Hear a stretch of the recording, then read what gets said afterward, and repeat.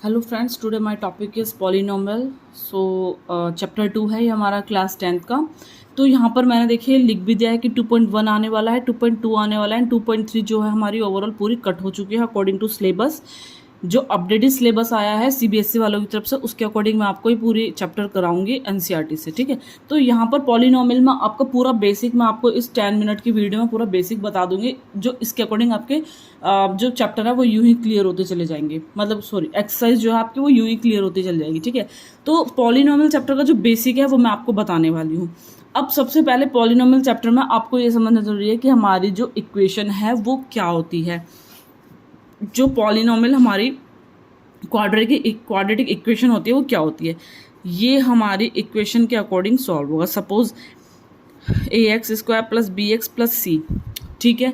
ये यहाँ पर मैंने इक्वेशन ले ली है। अब यहाँ पर मुझे क्या करना है, देखिए x², इसका कांस्टेंट क्या है, कोफिशिएंट क्या है a, x का कोफिशिएंट क्या है b, c का कोफिशिएंट क्या है c नहीं है, यहाँ पर x वाली टर्म नहीं है तो ये कोफिशिएंट नहीं होगा, ये होगा हमारी कांस्टेंट टर्म, ठीक है।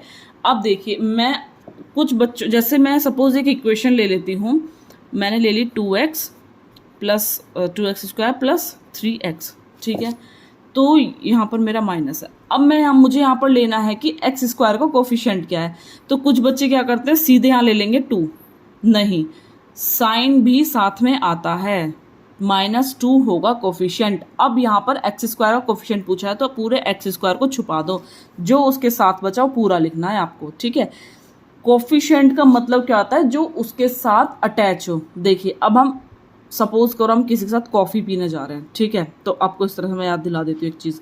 जैसे हम किसी के साथ कॉफ़ी पियेंगे ना, किसी के साथ बैठ कर पियेंगे। कॉफ़ी मतलब क्या होता है, जो उसके साथ हो, जो उसके साथ बिल्कुल लगा हुआ हो, ठीक है, यानी कि जो उसके साथ मल्टीप्लीकेशन में हो। आप इसके साथ ये वाली टर्म, सपोज या एक्स है तो कॉफिशिएंट ये नहीं है कि आप ये पूरी टर्म ले लोगे, ये पूरी टर्म नहीं। एक्स के साथ कॉफी कौन ले रहा है, 3, एक्स के साथ कौन कॉफी पी रहा है, 3।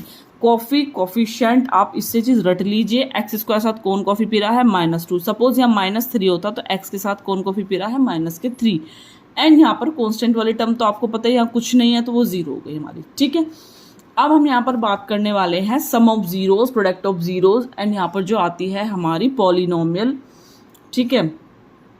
तो मैं यहाँ पर क्या कर देती हूँ, यहाँ मुझे लिख देना है सम ऑफ जीरोज। अब मैं सम ऑफ जीरोज क्या बनाऊंगी, देखिए सम ऑफ जीरोज क्या होगा, मैं यहाँ पर लिख देती हूँ सम ऑफ जीरोज, ठीक है। तो सम ऑफ जीरोज क्या होगा ये आप मुझे बताओगे। सम ऑफ जीरोज आप क्या बताओगे, मैं ही बताऊंगी। सम ऑफ जीरोज क्या होगा, मैं यहाँ पर लिख देती हूँ -b/a। ये भी मेरा बिल्कुल करेक्ट है, -b/a। बहुत से बच्चे क्या लिखते हैं, minus coefficient of x², coefficient of x या कांस्टेंट टर्म, इस तरह से, ठीक है। तो मैं यहाँ पर लिख देती हूँ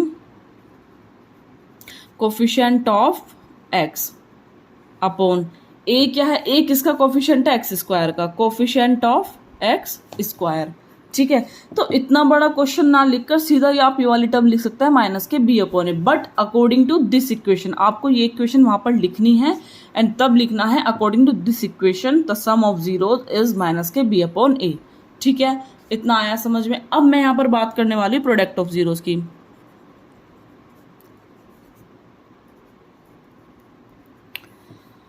अब यहाँ पर प्रोडक्ट ऑफ जीरोज की अगर मैं बात करूंगी तो मैं क्या लिख सकती हूँ, c/a, ठीक है। अब यहां पर मैं इस चीज को एक चीज और लिख सकती हूँ, कांस्टेंट टर्म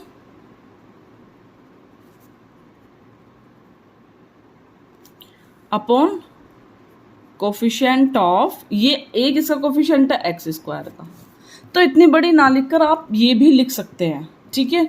तो यहां पर देखिएगा जो आपका बिल्कुल करेक्ट हो और शॉर्ट मेथड हो, करेक्ट होना चाहिए, शॉर्ट मेथड हो, कोई दिक्कत नहीं है। लेकिन आप उन चीज़ से बचे जो चीज़ें आपकी गलत हो सकती हैं, आपको लग रहा है कि ये चीज़ मेरी गलत हो सकती है। यहाँ पर बहुत बच्चे कंफ्यूजन होते हैं, coefficient of x upon coefficient of x², इतना बड़ा लिखने की जरूरत ही नहीं, -b अपॉन लिखे and according to this equation. ये क्वाड्रेटिक इक्वेशन है, इसके अकॉर्डिंग ये है, ठीक है। अब ये वाली बात आ गई। अब एक बात आती है हमारी क्वाड्रेटिक पॉलिनोमियल की। एक क्वेश्चन आ जाता है आपका, फाइंड द क्वाड्रेटिक पॉलिनोमियल, ठीक है।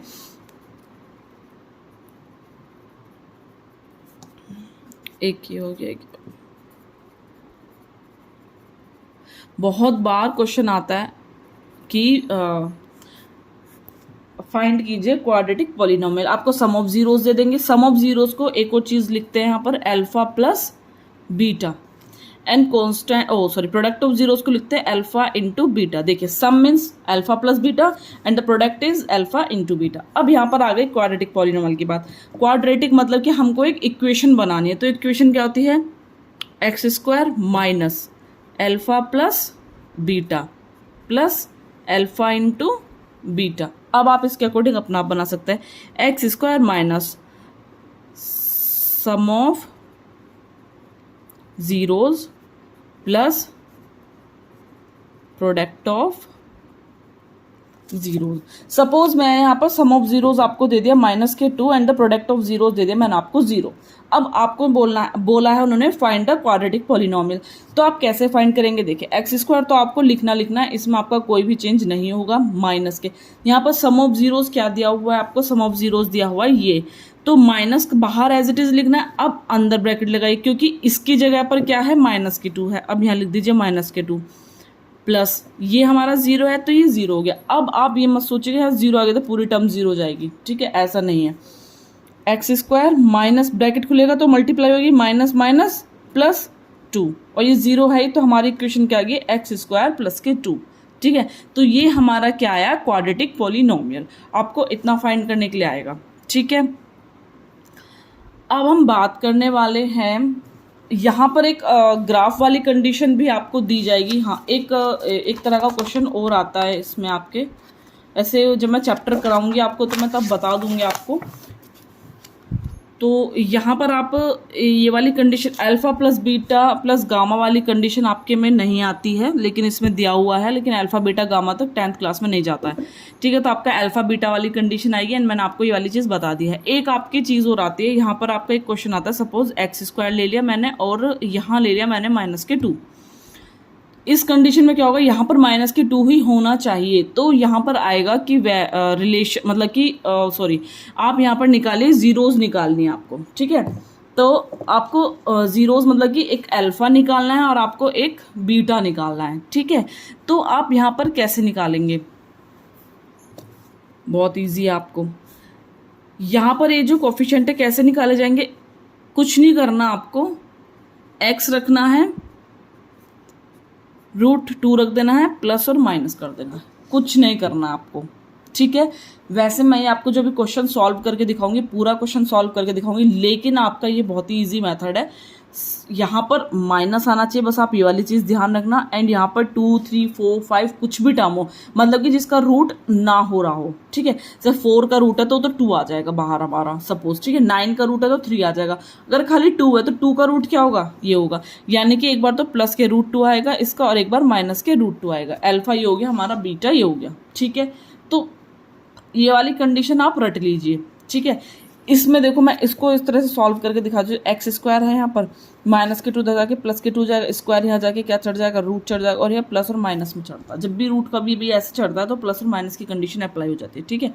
तो यहाँ तक मैंने आपको पूरा बेसिक बता दिया है एंड अब मैं इसको आपको चैप्टर सॉल्व करके दिखाऊंगी। जो आपका चैप्टर आ रहा है 2.1 ग्राफ वाली कंडीशन आ रही है, 2.2 आ रही है आपकी, 2.3 कैंसिल आउट हो गई, ठीक है।